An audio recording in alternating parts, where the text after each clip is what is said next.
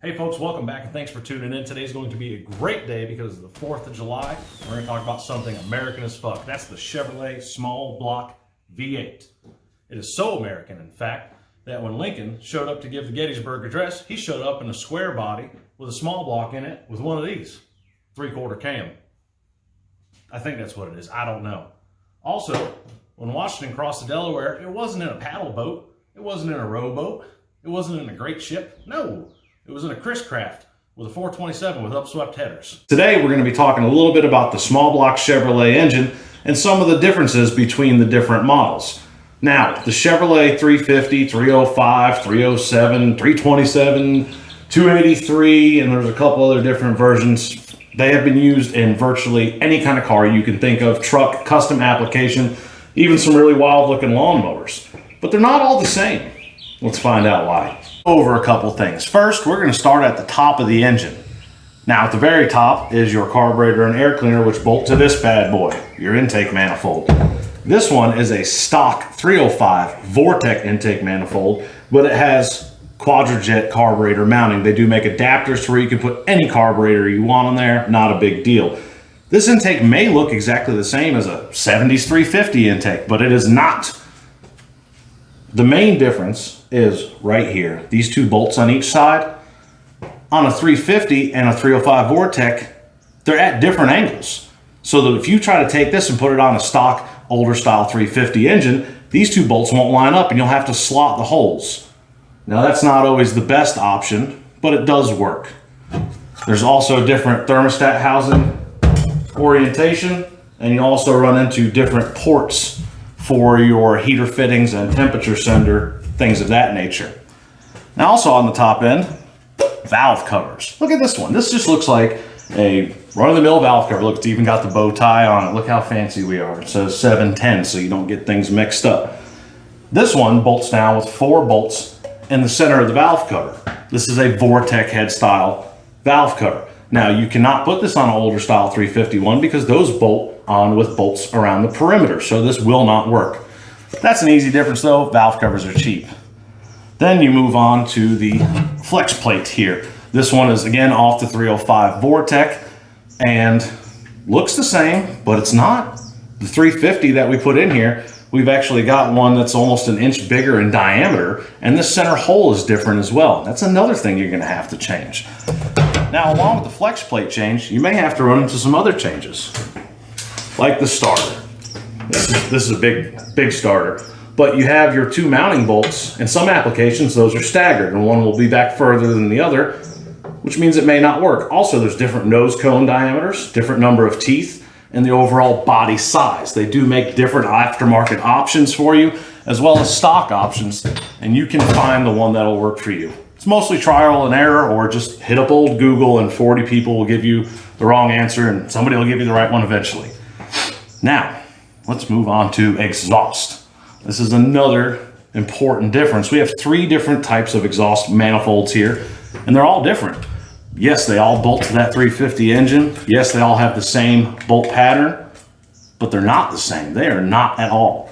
This is a standard stock manifold gasket. You can see it's square, has your bolt holes in it, nothing special. Well, that doesn't look very square, does it?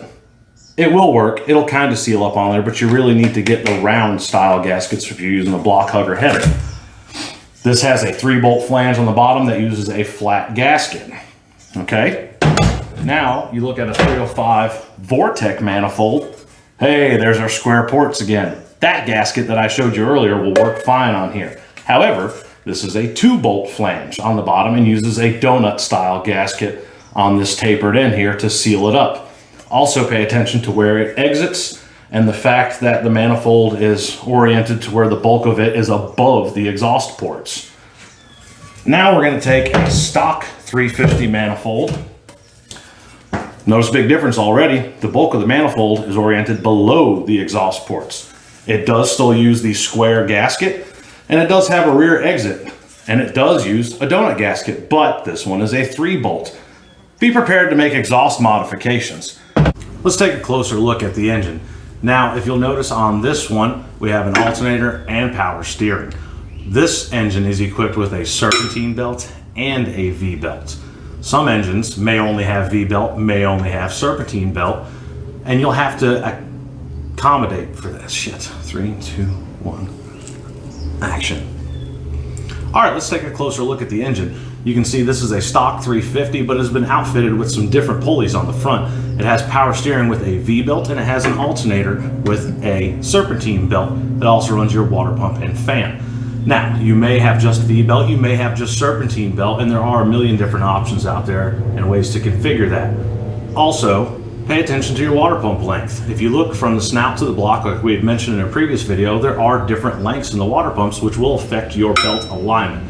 Pay attention to that. Next, we're going to talk about the dipstick. Doesn't seem important. The dipstick on this engine is on the driver's side. Now, in some applications, the dipstick is on the passenger side, and some engines actually have accommodations to put it on either side. Make sure you pay attention to that when you're trying to install your exhaust, and make sure that you have accommodations in place for your dipstick to make sure it'll work. There are some other differences that you may run into, such as the motor mount style or the oil filter length. Some four-wheel drive applications do run a different style oil filter, and then some of the older small block engines actually ran a canister style paper filter. Now these are, 60s older. You're not going to find those on a 70s engine, but they are out there, and it does happen. Now let's talk distributors. This is a standard style HEI Chevrolet distributor. As you can see, the coil is mounted directly on top of the cap, which means no coil wire coming off anywhere. Your connections are right here, and this is where you can hook up your power and your tack as well. It's very basic, and they actually make this to work on several different engines. Let me show you one right now. This isn't a Chevy engine. This is a freaking Ford 351 Windsor. Well, guess what? Got an HEI distributor in it. This makes things a little bit easier. Again, it's easy to wire up. Your coil is consolidated onto the cap, so there's no coil wire, and you don't have to mount a coil on the firewall or the engine anywhere. These are also inexpensive. You can pick these up for like 50 bucks on the internet, and they work. The great thing about the Chevrolet 350 engine, and why my buddy Ed calls it God's motor, is because anywhere you go, any old barn, garage, anywhere, walking through the woods, you can find parts for a small block Chevrolet engine. Now, like we said, they're not all the same, but it is a great universal engine. And that means a lot coming from a Ford guy. I can't deny the reliability and the ease of acquiring parts and working on small block Chevrolet engines. Know what you have, pay attention to what you're doing, and remember, they're not all the same. Thanks for joining me. Catch you guys next time.